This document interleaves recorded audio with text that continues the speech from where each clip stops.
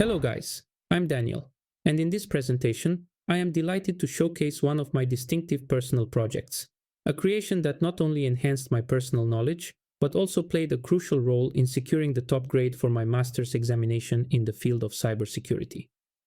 Therefore, I developed a web banking application that allows users to access information about their credit cards, including sensitive details, track their transactions, and facilitate money transfers to other users.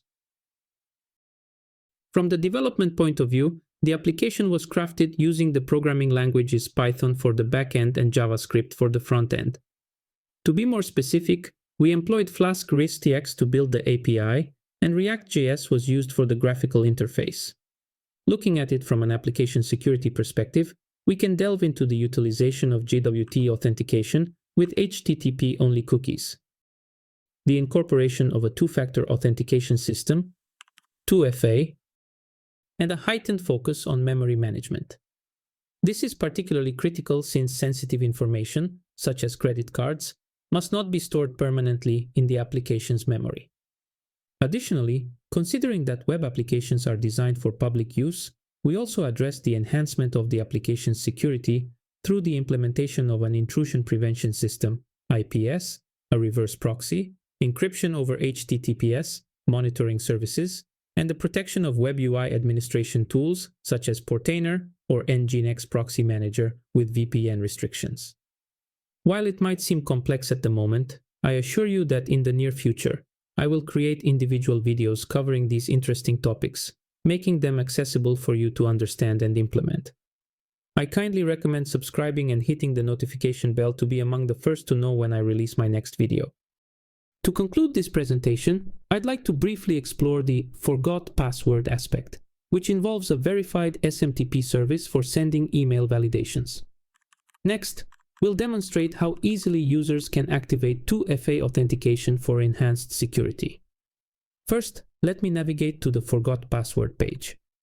I'll enter the email address associated with the already registered account.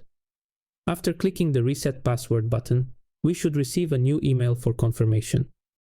The email informs user that someone has requested a password reset. To validate the request, the user needs to confirm this action by clicking on the Confirm Reset Password button. After, we should receive another email containing the new password that we can use for logging in.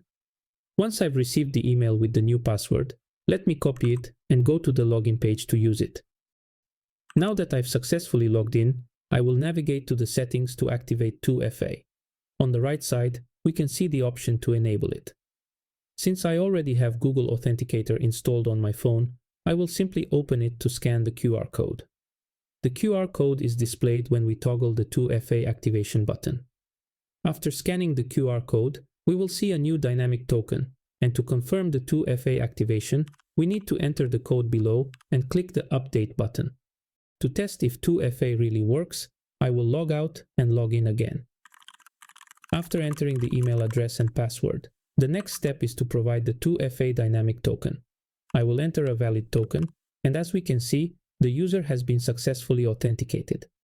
Moreover, for every credit card, the Show Details button now requires the 2FA token. This concludes the brief presentation of the application. While there are other aspects related to the application, such as Docker, Cloudflare, automating deployment using webhooks and GitHub, and so on, I prefer to stop here to keep this video as focused and relevant as possible. If you enjoyed this video, don't forget to give it a thumbs up, subscribe, and hit the notification bell so you never miss an update. I appreciate your support. Stay tuned for more exciting content. Thanks for watching, and see you soon.